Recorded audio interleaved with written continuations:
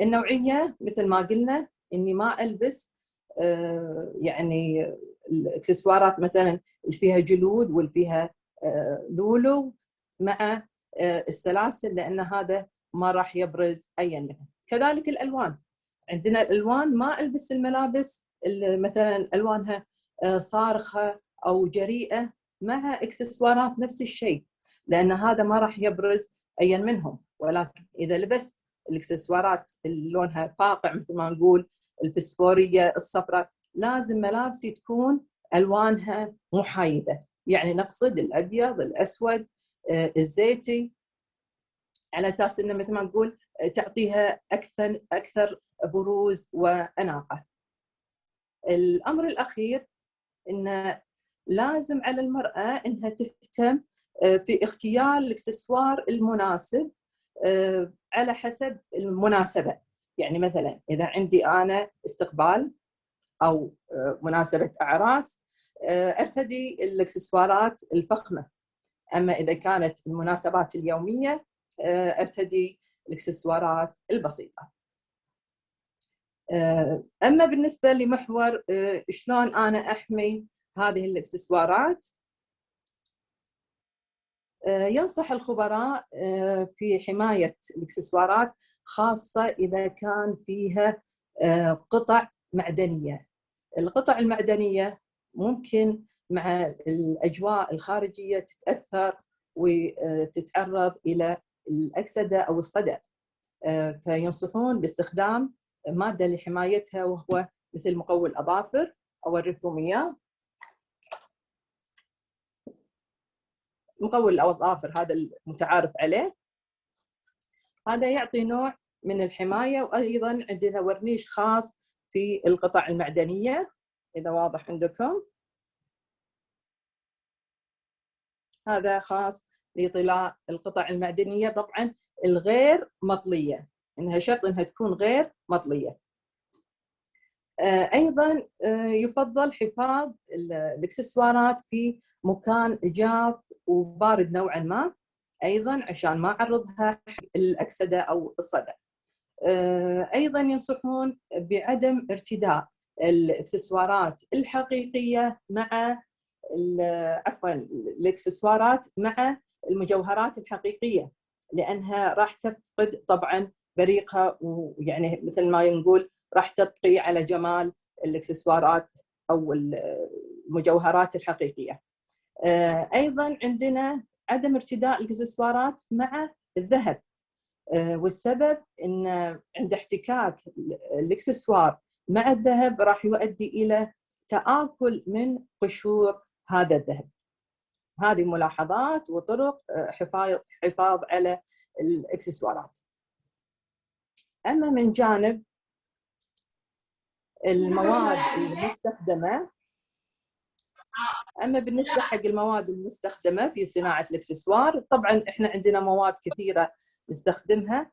هذه المواد اللي تشوفونها هي تشمل جميع صناعه الاكسسوار، من حيث القلاده او الاسوار او حتى الحلق. على سبيل المثال عندنا الصوره اللي فوق، هذه عباره عن الستوبر، وهي قطعه معدنيه دقيقه جدا. يمكن اذا وريتكم اياها على اساس انه لما يصير باذن الله عندنا جانب عملي، اذا تشوفون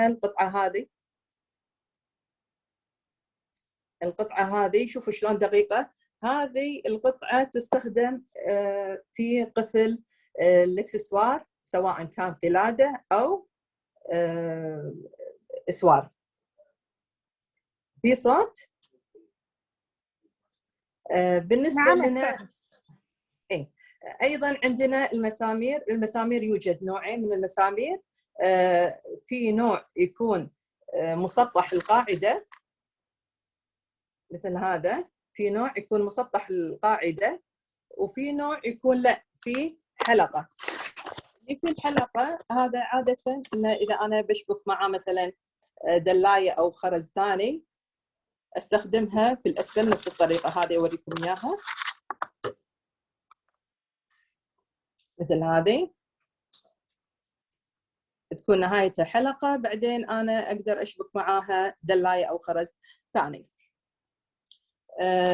عندنا أيضا أنواع الأقفال، في أقفال كبيرة، عندنا أقفال صغيرة. الأقفال الكبيرة أستخدمها للقلادات الكبيرة، وخاصة إذا كان وزنها مثل ما نقول كبير، أستخدم القفل الكبير. أما الأقفال الصغيرة أنا أقدر أستخدمها للأساور نفس هذه، مثل هذه الأقفال. كذلك عندنا أنواع من الطرابيش يسمونها، أو اللي شكلها كنا قبعة. إن شاء الله بالشرح بعد راح تبين عندي. هني إذا تشوفونها واضحة عندكم صورة الطرابيش، واضح الصوت؟ اي نعم واضح. واضح. اي بالنسبه حق هذه الطرابيش اللي نستخدمها، وعندنا ايضا مسامير مثل ما ذكرنا. عندنا السلك المعدني. طبعا السلك المعدني في انواع، في فضي، في ذهبي، في بلاستيك. عاده البلاستيك نستخدمه في اكسسوارات الاطفال او حق الاساور النسائيه، تكون خفيفه ومرنه. عندنا أيضا القطع المعدنية، هذه ممكن تستخدم في منتصف القلادة أو على جانب القلادة. عندنا السلاسل. السلاسل تقدر تفيدني بطريقتين. الطريقة الأولى أني أنا أقدر أصنع منها القلادة أو الأسوار.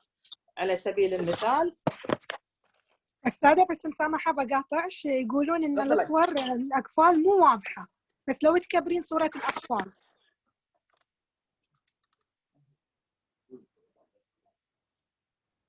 أوريكم إياها.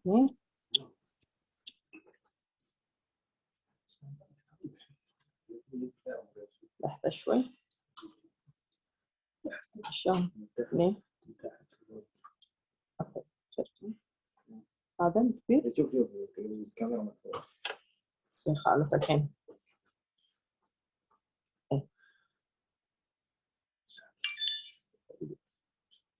واضح الحين؟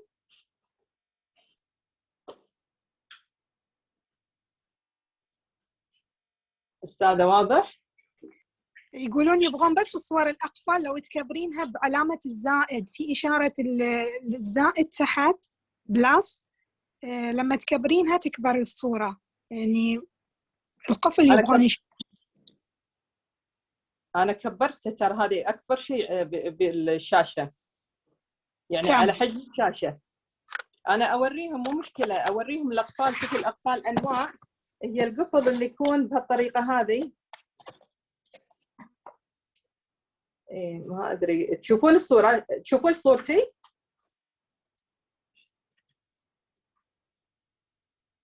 تشوفون اللي بيدي؟ ما قاعد يطلع للأسف فيديو. لا مو فيديو الحين، بس تبين صورة الباوربوينت صح؟ نعم. اي خلاص مو مشكلة، إن شاء الله بالفيديو راح أوريكم إياه، أنا عارضة بالفيديو. بس مثل ما تقولين زيادة تأكيد، قاعدة أعيد مسميات المواد المستخدمة، بس بالفيديو أثناء العرض راح أشرح، يعني إن شاء الله راح يكون واضح عندهم. وعندنا أيضا الحجر، العلاقات والخرز، وعندنا أنواع الحلق، في حلق كبير وحلق صغير، وهذا اللي احنا نسميها أنواع من الزراديات أو القطاعات أو القصافات، يعني كل دولة تسميها باسم معين. هذه بالنسبة عندنا هذه اللوحة هي منظمة للمواد الاكسسوارات اللي نشتغل عليها، بحيث ان هني اقدر، هذه الصورة واضحة؟ نعم واضحة أستاذة. إيه، اللوحة هذه هي عبارة عن لوحة تنظيمية نستخدمها في صناعة الاكسسوار، بحيث أوزع هني المواد اللي راح استخدمها من أقفال أو مسامير أو ستوبر. هذا اللاين يكون خاص لقياس القلادة. لما أنا أبدي أشكل قلادة احطها على هذا المضمار اللي هني موجود. ايضا عندي المانيكان، هذه المانيكان استخدمها لعرض الاكسسوار، وايضا اثناء الشغل اقدر استخدمها باني بين فتره وفتره اقدر اشوف مدى توازن القلاده عندي، لان احيانا اذا كانت القلاده تحتوي على يعني خرز حبات صغيره ممكن انا اخطا في العد فيصير طرف اطول من طرف ثاني. وهذه المواد اللي قلنا نقص فيها ونقطع فيها ونبرم فيها، كل واحدة لها دور.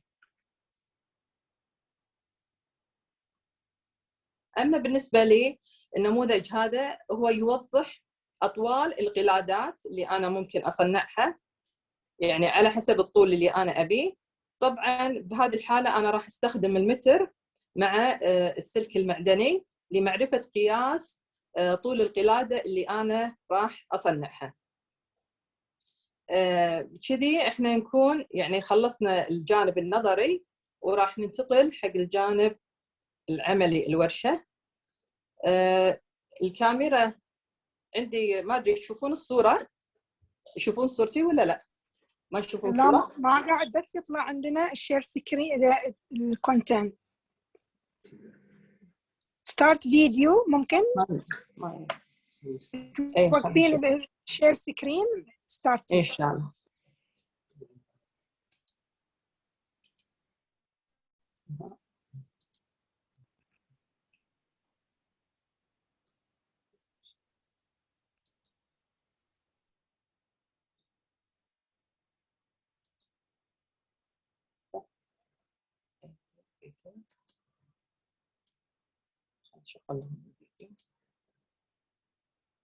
الفيديو واضح؟ نعم. يلا راح نبدي الفيديو. هذا التطبيق العملي حق، لان انا كنت حابه اوريكم شكل الاكسسوار، بس ان شاء الله بنهايته انا هم عارضته مره ثانيه.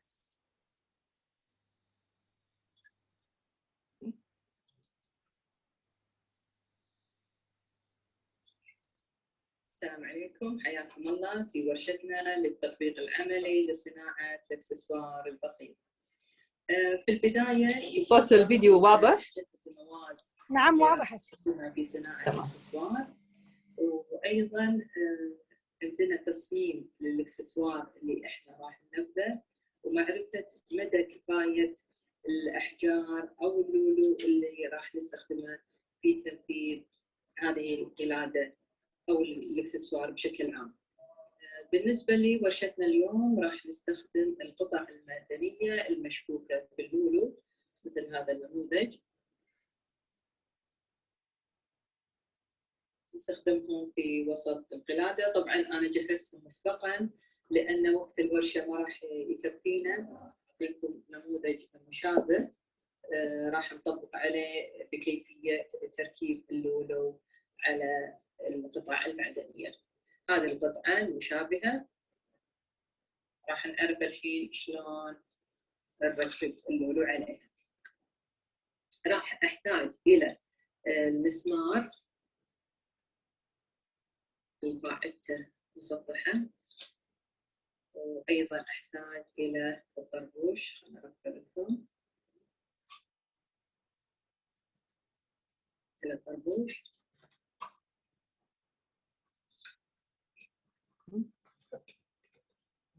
الخطوه اللي بعدها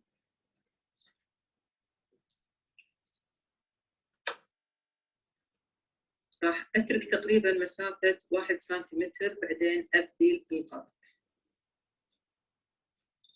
1 سنتيمتر، بعدين ابدي القطع. طبعا القطع هذه ممكن انا استفيد منها اني اكون منها حلقات، بعدها اعكب الجزء المتبقي على جنب بالطريقه هذه.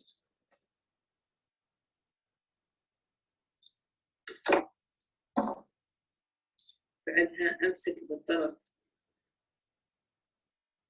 المسمار بسم الله، واحاول اني اثني شوي شوي. بعد أحاول أثني عشان أكون لي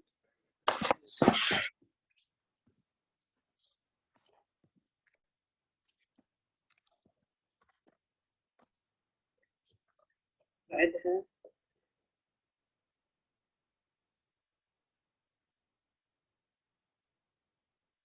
أحتاج إلى حلقة ثانية أدخلها في الحلقة اللي أنا سويتها، دخلت فيها حلقة ثانية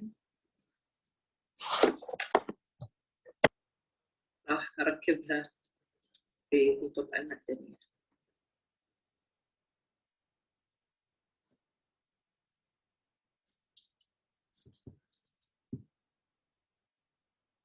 أمسك الطرف الثاني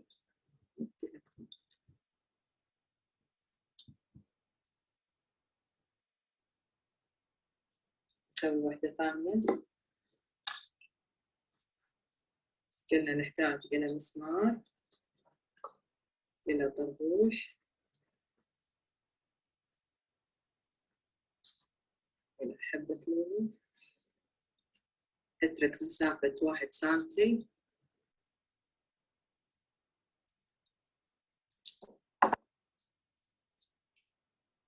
أثني الجزء المتبقي على جنب،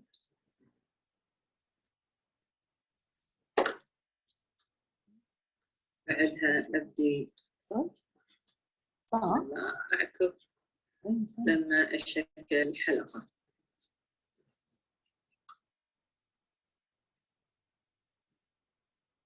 نفس الشيء راح أركب فيها حلقة ثانية.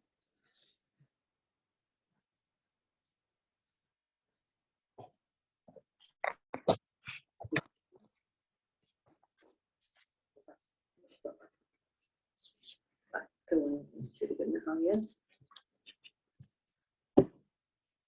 الخطوة اللي بعدها راح ناخذ قياس طول القلادة. أنا مثلا راح آخذ طول 24 وراح آخذ زيادة عن طول القلادة المطلوبة 2 إنش إلى 4 إنش عشان أستخدمها في قفل القلادة. هذا السلك المعدني، وهذا المتر. راح آخذ 24 سنتي أو عفوا 24 إنش وأكمل ل 28 اللي راح يكون الفرق. هذا راح يكون لقفل القلادة. كذي خلي 28 أبدي أقطع. بعد ما قطعنا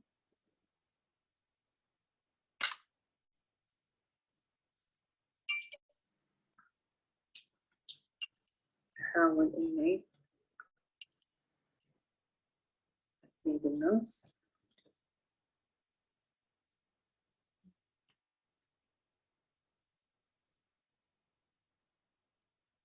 أساوي الطرفين. راح أستخدم القطعة هذه المعدنية في المنتصف.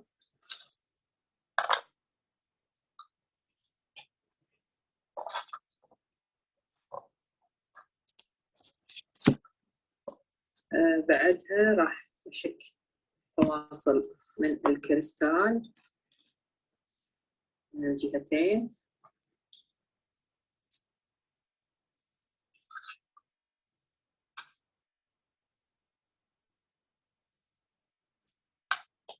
بالطريقة هذه. التصميم اللي ببالي أنا راح أسويه طبعًا إني راح أشك في كل جهة 3 حبات من اللولو وأحط فاصل معدني.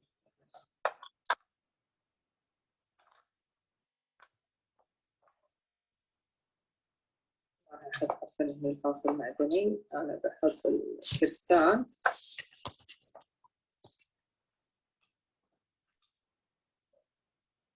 أنا بحط الحلقات المعدنية اللي أنا ركبتها مسبقاً، بحيث تصير في منتصف القلادة. هذه القطعة المعدنية الثانية.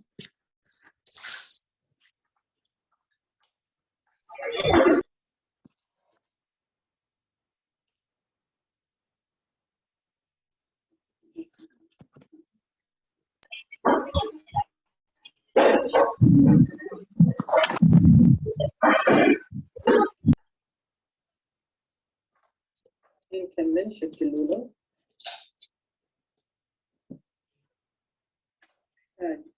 للنهاية إني أركب طربوش عشان يعطي منظر جمالي. طريقة القطن عشان ما يختلف هذا شوي.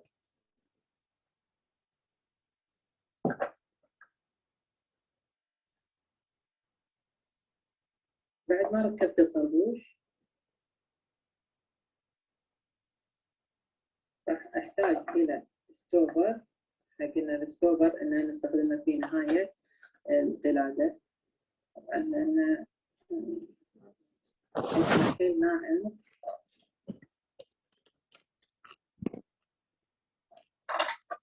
أكثر. ستوبر الحلقة حيل ناعمة. راح أثني السلك المعدني. راح أثني السلك المعدني وأدخله بحيث يتبقى الحلقة هذه.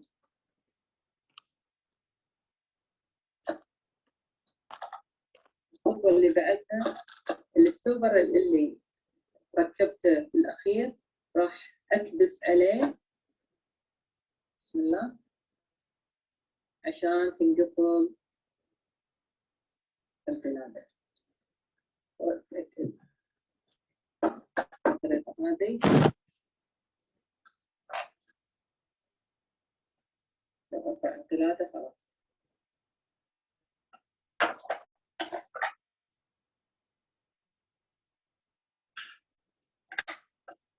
نفس الطريقة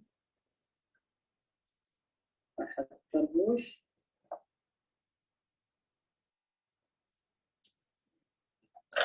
في الستوبر.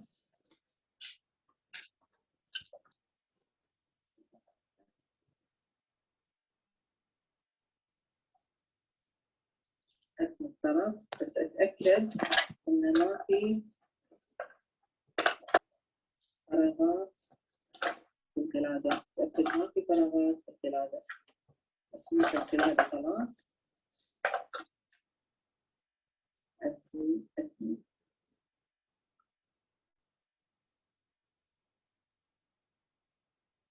طبعا هذه أنا طلعته على أساس إني أقدر أسحب السلك لما يصغر ويصير حلقة صغيرة.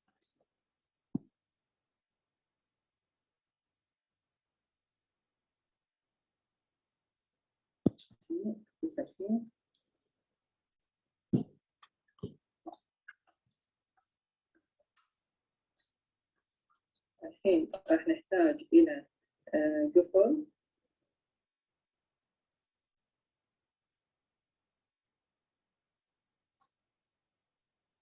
إلى حلقة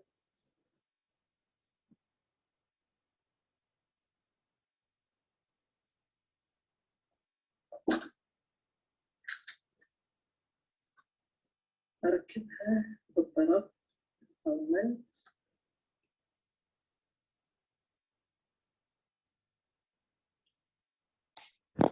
أدخل الحلقة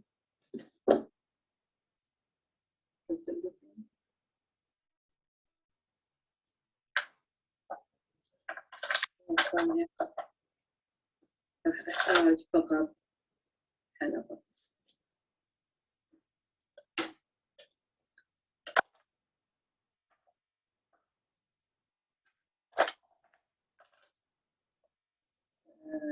طبعا مثل ما تشوفون هذا السلك الزايد أنا لما سحبت السلك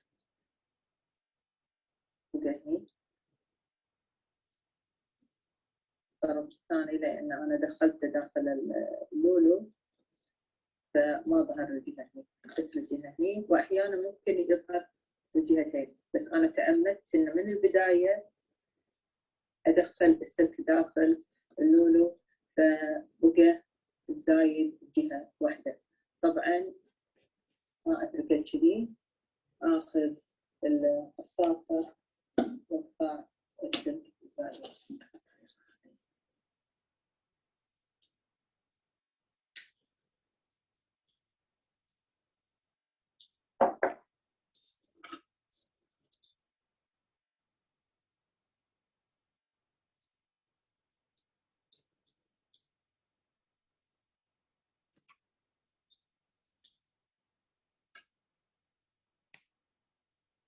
دهن القلادة ننتقل إلى عمل المسوار. طبعا المسوار نفس الشيء، راح ناخذ مقاس مسوار مثل ما قلنا، ناخذ مقاس ايدنا وبزيادة عشان نكتب فيه مسوار. القياس طبعا ممكن أنا من البداية، خاصة بالنسبة حق المسوار إذا كان حجمه صغير وعدد الحجر أو اللولو اللي أنا أستخدمه ما في تنوع وايد، ممكن أنا أقفل طرف وأشتغل فقط بالطرف الثاني.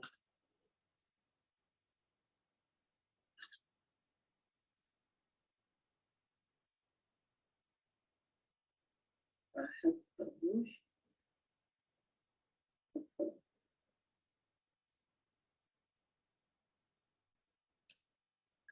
أنا قفلت الحين، أقدر أشتغل على راحتي بالطرف الثاني. ونفس الترتيب اللي أنا حطيت اشتغلت فيه القلادة راح أشتغل الأسود، بحيث إني 3 حبات من اللولو وحبة من الفاصل المعدني.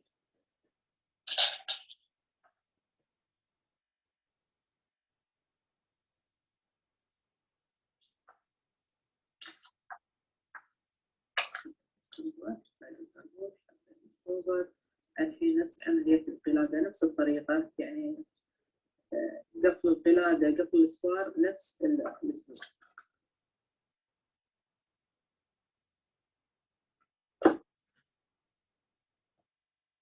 نسحب السلك الزايد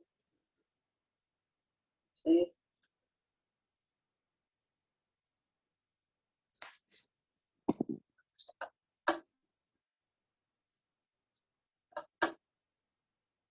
تصفر الحلقة عندي فوق والزايد يطلع من الناحية هذه.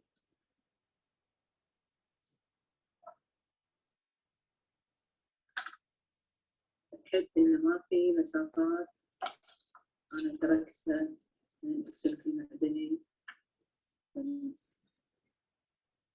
بعد ما أتأكد أقفل من خلال إني أكبس على الستوبر. هني هو تبقى عندي إني أركب حلقة واحدة من الأطراف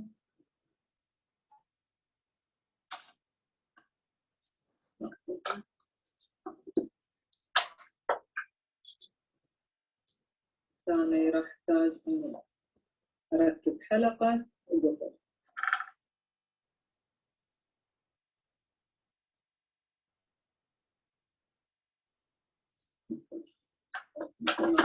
من الزايد هذا أقطعه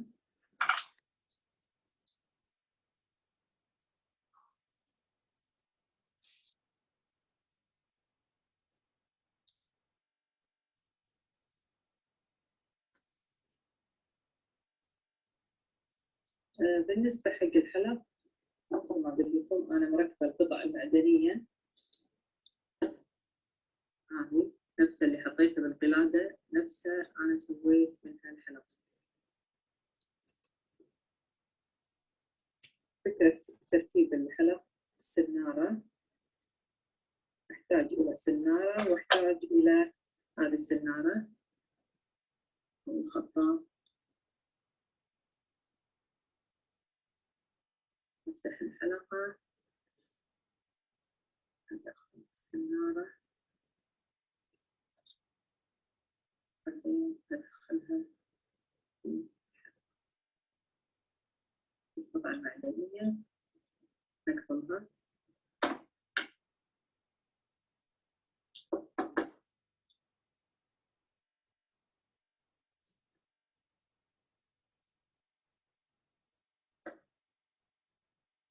طبعا الحلقة الثانية أنا غطيتها مسبقا.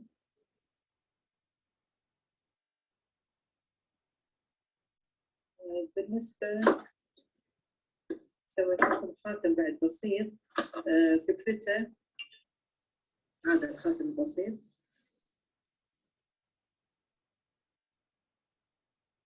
فكرته سهلة. إني أحتاج إلى الخاتم، القطعة هذه جاهزة هي لتركيب الخاتم، في منها فضي وفي منها ذهبي، جاهزة. بعدها نحط المادة اللاصقة وتكون قوية. أنا أستخدم 6000. حطيت طبقة منه وبعدين بديت ألصق حبات اللولو، وهي النتيجة اللي شفتوها.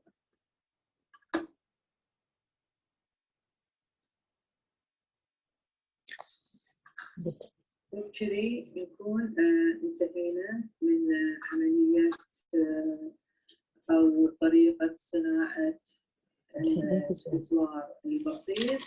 نكون عملنا هذا اليوم في ورشتنا من صناعة الإكسسوار البسيط.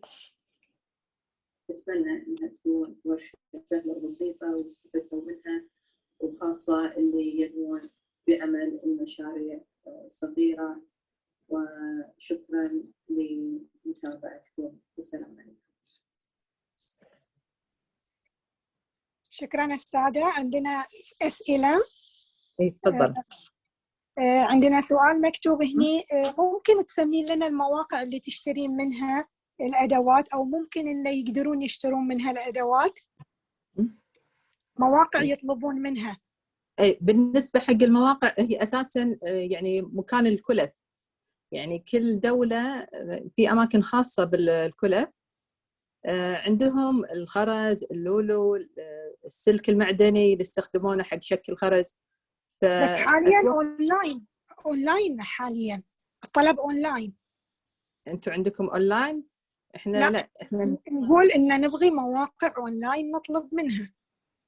أمانة أنا ما أطلب أونلاين لأن هذا متوفر عندنا. فأعتقد يمكن عندك ممكن جولي شيك عندهم تلقون الستوبر بعلب، يعني علب جاهزة ممكن تلقون فيها الستوبر، ممكن تلقونها معها المسامير، الحلقات بس بدون الخرز، يعني فقط القطع المعدنية. أنا ودي أطلع الكاميرا. في سؤال ثاني بعد أستاذة، سمينا الأدوات لو عندك صور واضحة، يعني الطربوش والمسمار والمعدات.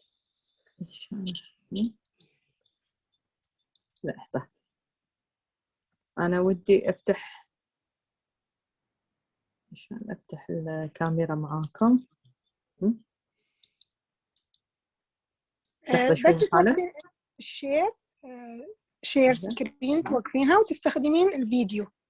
إيه شوفي الفيديو، أوريكم بالفيديو أحسن. إيه لأن بالفيديو أعتقد كانت الصور واضحة نوعا ما. لا هو شفنا إحنا صور الطربوش كان واضح. في بعض المسميات كانوا يبغونها بأوضح يعني. إيه لحظة شوي مخالف.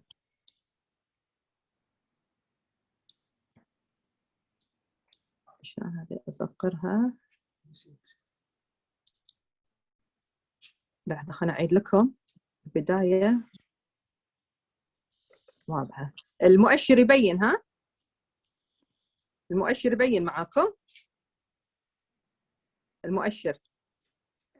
المؤشر يبين يعني. اي يبين. هذا بالنسبة حق الأقفال. شفتوا الأقفال؟ معروفين الأقفال. اي الأقفال. المسامير هذه الطويلة اللي وريتكم إياها، اللي شكيت فيها، شوفوا هذه. خلينا نمشي واشرح لكم. هذا المسمار، هذا اللي اقصده المسمار. نعم شفتوه؟ هذا الطويل، هذا المسمار. واضح؟ نعم. والطربوش اعتقد تكون في اشكال، مو بس هذا الشكل الطربوش. طبعا ايه في اشكال منه، يعني هذه في مقعره، في لا يعني حق تستخدم ايضا حق القماش، حق الجلود. يا ريت خليني اشوف انا لو اقدر تشوفون صورتي.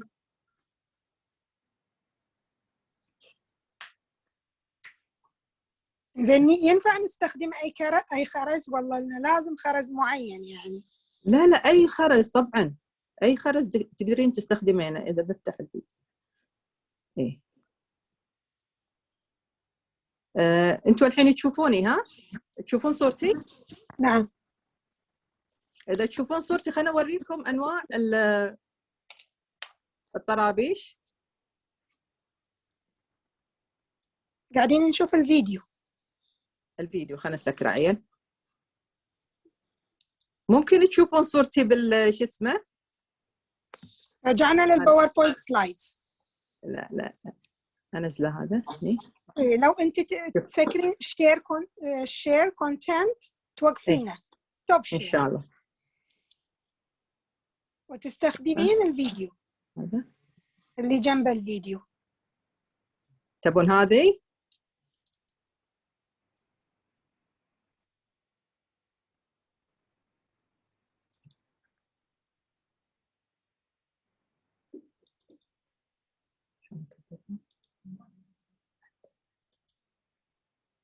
شلون اكبرها؟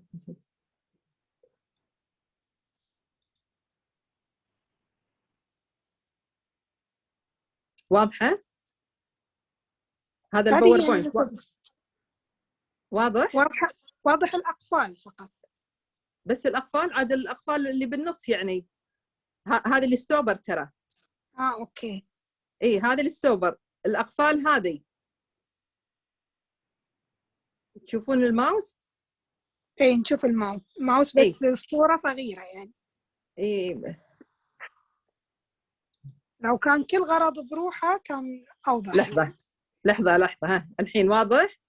المسامير كبرت الشاشة. نعم واضحة ها؟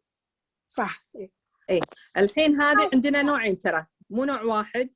في نوع اللي قاعدته مسطحة اللي اشتغلنا فيه، سوينا الحلق حلو. نعم.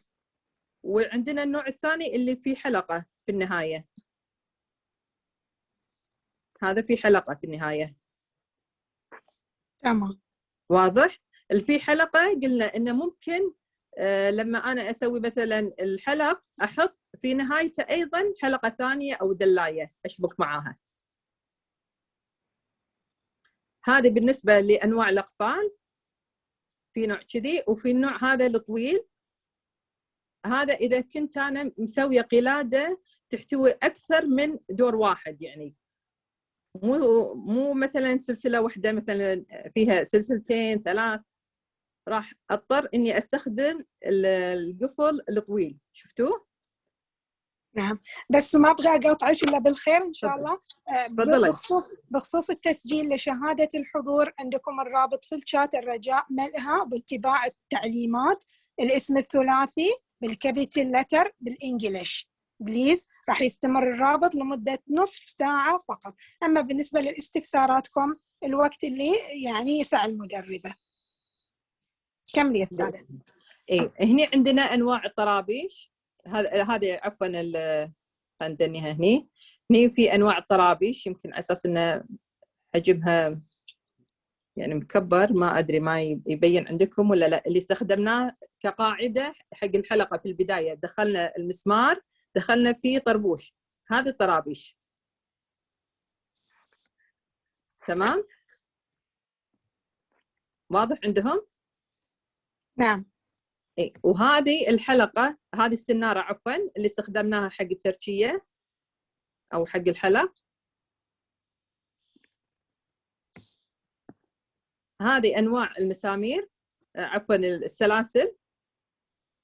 قلنا السلاسل نستخدمها بطريقتين، يا إن استخدمها إذا بسوي قلادة كاملة منها، أو إن ممكن استخدمها إذا كانت عندي قلادة يعني طولها قصير، ممكن أطولها من خلال السلسلة، بحيث أحطها بنهاية قبل القفل، أشيل القفل وأحط من الطرفين سلسلة، بعدين أركب القفل عليها. طبعاً علاقة القلادة هذه اللي أستخدمها في منتصف القلادة، هذا عندنا الخرز المستخدم. شوفوا أنواع مختلفة، مو نوع واحد. هذه التركيبات المعدنية اللي أنا ممكن أستخدمها يا منتصف القلادة أو يعني في وسط القلادة، يعني تعطيها كشكل جمالي. هذه الأسلاك المعدنية قلنا من فيها الفضي وفيها النحاسي وفيها البلاستيك. هذه أنواع الحلق، في حلق كبير، في حلق صغير. الكبير اللي أنا أستخدمه في القلادات في نهاية القلادة، وأيضاً الصغير اللي أستخدمه يناسب الأساور وأيضاً يناسب الحلق. هذه أنواع الفواصل اللي أنا ممكن أحطها بالخرز، بين الخرز يعطي شكل جمالي. هذه أنواع الزراديات، مثل ما نقول في ناس تقول عنها كلابتين، في ناس يقولون قصافة، على حسب كل ديرة. هذه بالنسبة لي يعني المواد اللي شاملة اللي أقدر أستخدمها في القلادات. وضحوا ولا الصور ولا لا؟ نعم واضحين. إذا سبحان الله لأي يعني سبب صور مو واضحة، ممكن يتواصلون معي على الانستغرام على الخاص، وأنا أدز لهم الصور بوضوح، أو حتى أي سؤال ثاني أنا حاضر. وإذا أي أحد عنده استفسار الحين بس يرفع يده عشان يفتح له المايك. يتفضل. يلا من عنده يفتح المايك ويتكلم أو يرفع إيده. هذا شلون أوريهم الفيديو؟ هم مشغولين حاليا أتوقع يملون الشهادة لأن توها حين نازلة الوصلة. فيهم يبون الانستغرام هو سما QA Accessories. تقدرين تعرضينه أستاذة، بس تعرضينه لأن على الشاشة الاسم إن شاء الله. أنا ممكن أحطه على، تعبناش ويانا أستاذة، بس علشان نضمن إن الكل حصل على الانستغرام قبل ما تروحين، بعدين ما نقدر نصيدش. لا تصيدون إن شاء الله. شوفي أنا راح أحط لك الفيديو، أحد انتبه حق الفيديو، هو مكتوب فيه الانستغرام. إيه الفيديو الله يسلمك، أنا عارضة على المينكان نفسها. شوفي تاهو هني، شوفون الشعار. الشعار عارض دايموند، بس الاسم مو واضح عندكم؟ الاسم نفسه باللغة الإنجليزية مو واضح. سما شنو؟ إيه خلنا أكبره، صبر. واضح الحين؟ نعم واضح. سما QA كويت، يعني سما كويت. إيه اكسسوارز. إنزين أستاذة، في سؤال بعد يقولون تقدرين تعطين ورش عملية في مملكة البحرين لو تم الطلب منك؟ بإذن الله إن شاء الله بعد كورونا إن شاء الله. إن شاء الله لأن في الدورات هي يعني هذا مثل ما نقول يعني أساس إن نبي نقدم شيء سهل حق اللي يحبون يعني الأعمال البسيطة، المشاريع، إن هذا مثل مدخل لهم، يسهل لهم. عرفت؟ إذا عرفوا يطبقونه وياك، إذا عرفوا يطبقونه بإذن الله أنا متأملة إنه يقدرون يسوون بعد أفضل منه. يلا عندنا مازن، تفضل مازن. السلام عليكم. طبعا أنا طبعا ما عندي سؤال، بس حبيت أشكركم على هاي المحاضرة الجميلة والواضحة. استفدت كلش كثير، يعطيك استفدت العافية من هاي المحاضرة. ما قصرت، حياك الله. تحياتي. الله يسلمك. تحياتنا للعراق صح؟ نعم من العراق، أنا بغداد. حياك. بغداد السلام. حياك الله، الله يخليك. حياك الله. السلام. شكرا. العفو. إذا أحد عنده أي استفسار للمدربة ممكن نفتح المايك. لا تنسون تملون الشهادات.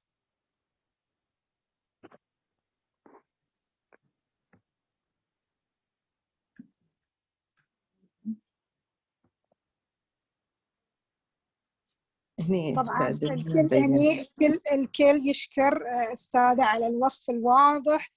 بارك الله فيش، الجهود كانت واضحة جدا والعمل رائع جدا ومتقن. نشكرك أستاذة على هذه الورشة القيمة والمثمرة. السلام عليكم. عليكم السلام والرحمة. مداخلة. عندي مداخلة، بس حبيت أشكركم اثنينكم على هذا الحضور وعلى هذه الورشة الرائعة والحلوة. ما عندي سؤال، بس أنا حبيت أقول للأستاذة المدربة، أنا من النوع اللي يخاف من الأعمال اليدوية اللي بهاي الشكل، تحتاج لها دقة وحماس وحب. بس اليوم فعلا المدربة حمستني إنني يعني أحاول إنني أشتغل شيء بيدي، وهذا شيء ممتع. شكرا وجزاكم الله ألف خير. حبيبتي يعطيك الصحة والعافية. لا بالعكس، ضروري إنك تجربين تحاولين، يعني بالعكس يمكن راح يكون عمله ممتع ترى من البداية. يمكن أنت راح تشجعين ان تسوين اشياء بعد وايد، يعني خاصه ان طريقته انا حاولت امانه قدر الامكان ان اقدمه بطريقه سهله وبسيطه. اقدر اقول لكم وافيدكم بعد معلومه، ترى في يعني هم يوتيوب يعني من قبل يعني اخوات، هم طرق عمل صناعه الاكسسوار باشكال مختلفه، هم يعني إذا أنتم طلعتوا عليها راح يفيدكم، يعني ترى يعني هم راح يطور من عملكم.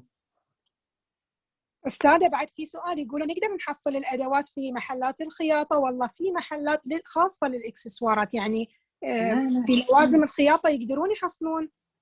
نعم إيه، يعني أنت بس تروحين مكان الكلف معروفة، هي تشمل الكلف العادية مثل الدانتيلات، وأيضا تشمل الخرز اللولو. بس هي تروح عند محل الكلف تسأله هل أنت عندك السلك المعدني، عندك السلك النايلون، عندك الخرز اللولو. أكيد يعني ممكن حتى تشوفينه بالبترينة. يمكن يعني اللي ما جربوا إنه يستخدمون الإكسسوارات ما ينتبهون حق هذا الأمر عند محلات الكلف، لكن يمكن الحين بعد ما أخذوا ورشة الإكسسوارات هذا يخليهم ينتبهون حق هذا الأمر. صحيح.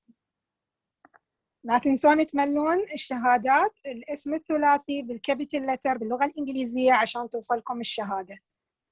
مشكورة. إذا ما عندنا أي استفسار بننهي الورشة، وإذا عندكم أي استفسار الرجاء كتابته.